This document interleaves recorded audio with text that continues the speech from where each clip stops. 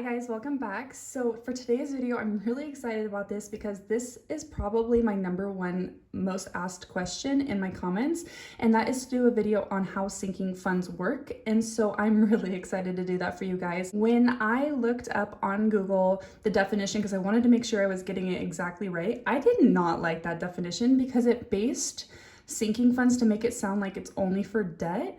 And that's not how I see sinking funds. You might see them a little bit different, but for me, my definition that I came up with is that a sinking fund is a fund containing money set aside or saved to pay off a debt, a bill, or an expense. And then I added also that they're usually in the future because you're kind of saving a little bit over time to pay off something in the future. Why do we use sinking funds? They allow us to save a little bit each month to allow you to be prepared and reach financial freedom.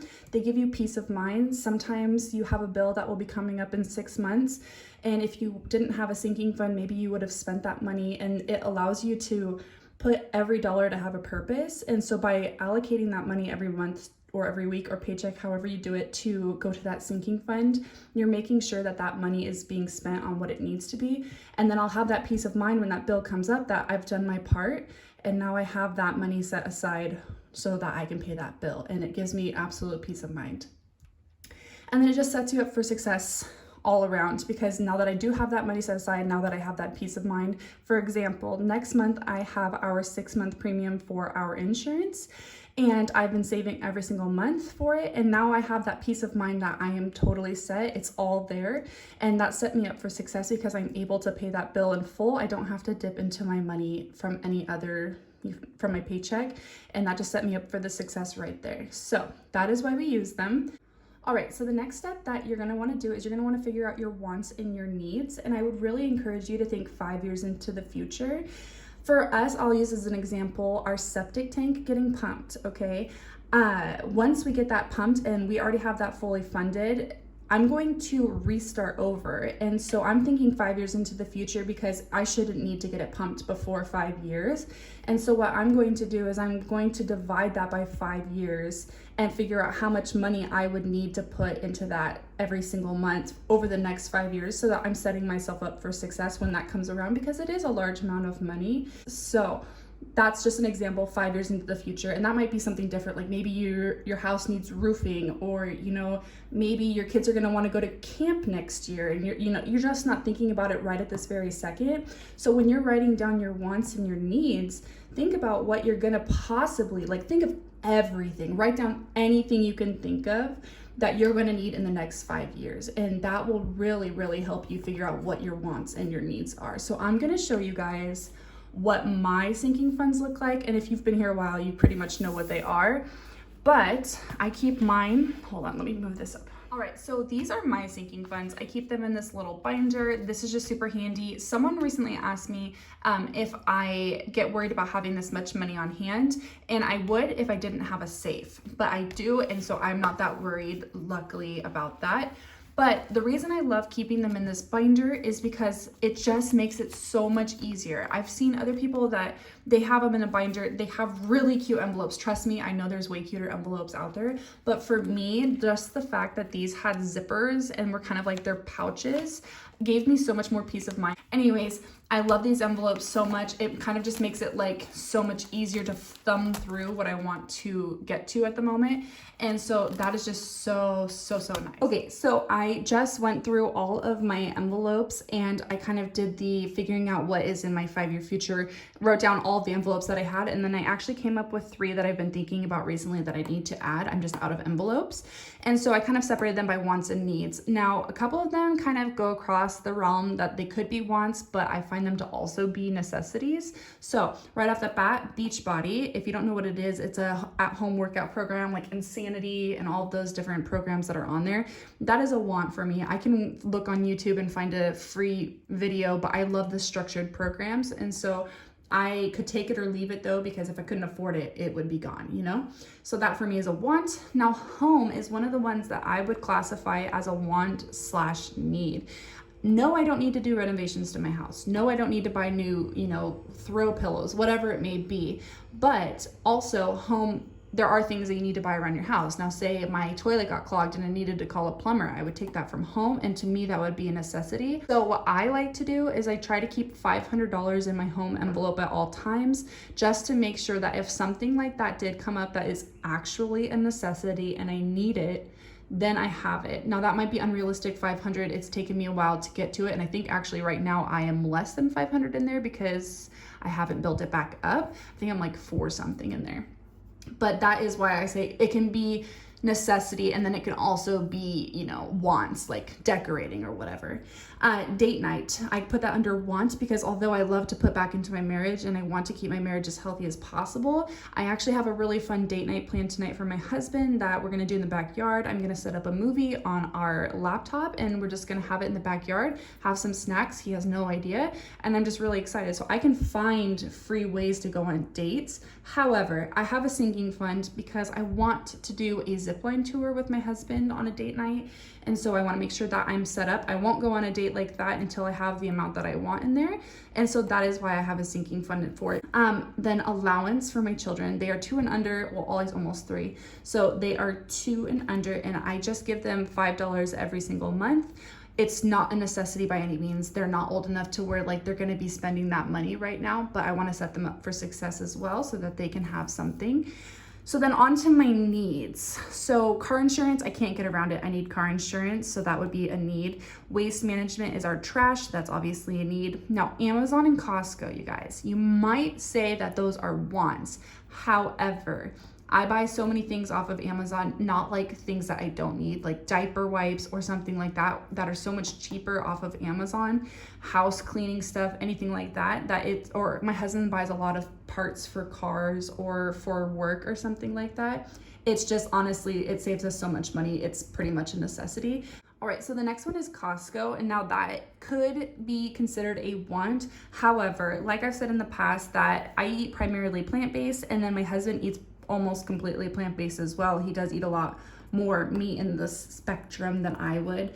But for us, things like peanut butter, right? You go to Costco, it's $10 for an organic peanut butter that's like this big, and 2 of them, versus if I bought that at the store, it would cost me probably $25 for the same amount of organic peanut butter. So like things like that, I save easily hundreds, if not thousands of dollars from Costco from that kind of stuff. Then moving on to septic, that is definitely a necessity, and that is one of those 5-year thinking 5 years into the future, because once we pay for this, we're probably not going to need it for over 5 years again. So I'm just going to save for it every single month for the next 5 years, so that when it does come, I can, you know, be ready for it. Because who knows, I might lose my job. I might, you know, decide that I don't want to work anymore and want to be a full-time stay-at-home parent, and that could shift our income around. And so I want to make sure that I'm doing my part, even if I don't save what I need. If I start late or something like that, I made sure that that money didn't go towards coffee, snacks, whatever it might be that is not necessary, and I put it towards that necessary bill that I'm inevitably going to need. Does that make sense? That's kind of what sinking funds are, is making sure you're setting yourself up.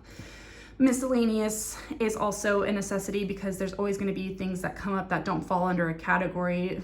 Dang miscellaneous charges. They're always just like, oh, why don't you fit into anything? Next is kids, because kids are obviously a necessity. That goes for shampoos, clothing, anything for the kids comes out of their kids' envelope. Now, holidays. Sorry for the weird shadow. Holidays is something that comes different to everyone. Some people are really into saving specifically for Christmas, birthdays, Halloween, every single holiday there pretty much is under the sun. Somebody has a sinking fund envelope. I did not want to track that many envelopes. I didn't want to have to track that many payments. So what I did is I put a holiday envelope, and every single holiday you can imagine falls underneath that envelope. And so I figured out how much money I needed, figured it out. And so that is one envelope. Everything comes from it. So that is really nice. I only have one to keep track of. Household, that's soaps, whatever it may be. That's a necessity, obviously. And now beauty, that's not going out to buy a mascara or whatever it might be, even though it could come out of that. The reason I call it necessity is because that is like shampoo, shaving cream, my husband's haircut when he goes to drill, that's a necessity. He has to be within regulations. So that all falls under beauty. Now this one is something I've added in the last 3 months, clothing. Now, you could say that that's wants. I don't buy clothes. My husband doesn't buy clothes very often. The reason it's under necessity is because inevitably I'm going to need to buy new clothes. I mean, I have to buy new underwear. I have to buy new, bras. Those things you need to buy them, or you're going to need new clothes eventually. They're going to, get older. So that to me is going to be a need because I will need it eventually. New baby. No, I'm not pregnant. I really want another baby, but my husband says at least a year and a half, and Rosie is 13 months. So we're not quite there yet. But when time does come, I will need to get new things for that child. It's just inevitable. They will need new stuff. Like for instance, some of the cloth diapers I used with Ollie are starting to get a little worn down. I might have to get them re-sewn or just buy new ones. So that will be a necessity. Car maintenance obviously is a needs because, when we need our oil changed, if you needed to get new brakes, if you needed to get new tires, if you needed to get a tow, guys, I've had to get 2 tows in the last year. $200 a pop every single time I had to pull from my car maintenance. My insurance covered one time of it. So that right off the bat I got from my car maintenance fund, and I was so thankful it was there. So definitely recommend that. Honestly, just like the home envelope, I would recommend always, if you can, having $500 in there. That to me, these two are probably one of the most important because they're the ones that are going to have the most cost when they break down. And so that to me is a really important envelope. Specifically, like I'm going to need new tires come Christmas time, right? That's going to be like $500 or however much. So I'm going to make sure that I have a good amount of money in there if I can. Now these ones with the stars next to them, they are envelopes that I need to put into my sinking funds. I just don't have any more envelopes and I need to order more. So healthcare, because when my husband was deployed in Iraq last year for a whole entire year, we had TRICARE Prime, so literally no co-pays, no nothing, literally no cost. But now that we're on TRICARE Select, there are a few more costs that seem to be showing up. So it's not covering everything, and I need to make sure that I have the money to pay those bills so that it doesn't have to come out of my cushion. So that I need to start for a sinking fund. School, because my husband's going back to school in the fall. He got an opportunity to have school completely paid for by his work to go back to be an electrical engineer. So that is really cool. And then for our roof, I just thought of that as I was sitting here, and that is definitely into the 5-year plan that I'm going to need a roof because this house is from the 70s. It's just kind of getting there. There are a few spots that have that need to get worked on eventually. So that's pretty much all of my sinking funds. I'm sure there are ones that I will think of in the future, and that's totally okay. I'll add them just as I'm going to add these ones. All right, so now that I have everything laid out, how do you know how much money to put into your sinking funds? This is a question that I get asked a lot as well.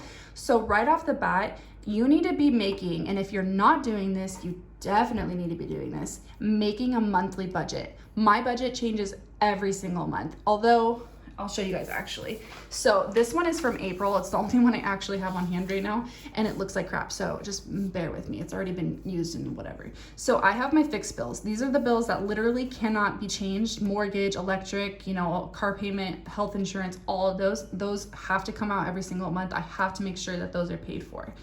Now I have my variable bills like gas. It's not always going to be $2.20. Some months I pay $1.50. Some months I pay $2.35. But I always try to put $2.20. Well, no, I don't ever put $2.35. But if I needed more,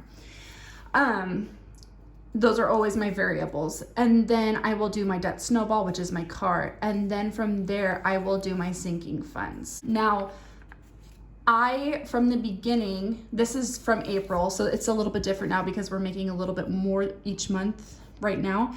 But I will work from the absolute minimum amount of money that I can make. Now, we've made more money by far than this in April, but if I took it just based off of the very minimum we could make from our jobs, the very minimum, like to the hour, to the amount of hours we have, to the week, to the amount of dollar per wage or money per hour that we make, it came out to be about $4,000. So that is what I take from.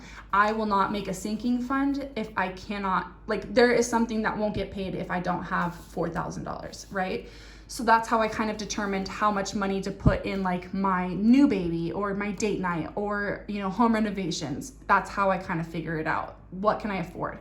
So now that being said, your sinking funds are going to have a priority, right? Like my car insurance is a sinking fund just the same as my holidays is a sinking fund. But one of those I absolutely have to pay, and that is my car insurance. So I make sure things like car insurance, trash, car maintenance, those are important and they need to get paid. They're bills that will need to get paid. So those always come first. Like I will make sure that I always have the money to put into those.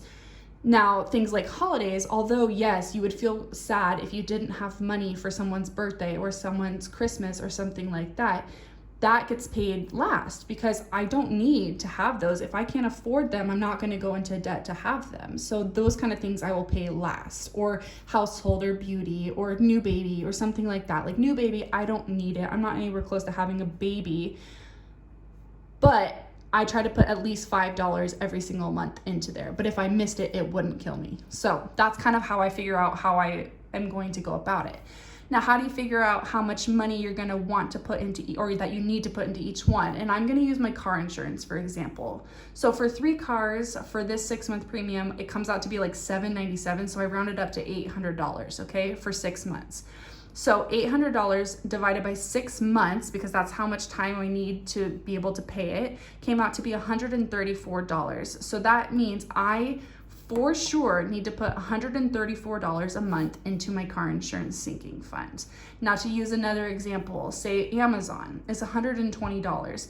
It comes out one time a year. So I need to make sure that over the next 12 months, I am taking $120 divided by 12, which I think that's 10. Guys, I suck at math, please. So I think that's $10. So then you're going to need to put $10 every single month towards Amazon. And that way, when it comes, you'll know that you have that bill. I hope that makes sense. I hope this is really helpful for you guys, kind of showing you what my sinking funds are, what my wants and my needs are, and then kind of telling you like how to figure it out. Thank you so much for watching, you guys. If you liked today's video, make sure you give it a thumbs up and subscribe to this channel. The next video that I do will be the 1,000 subscriber giveaway, so make sure you are here for that. It's going to be really awesome and I'm really excited. So I will see you in the next one. Bye.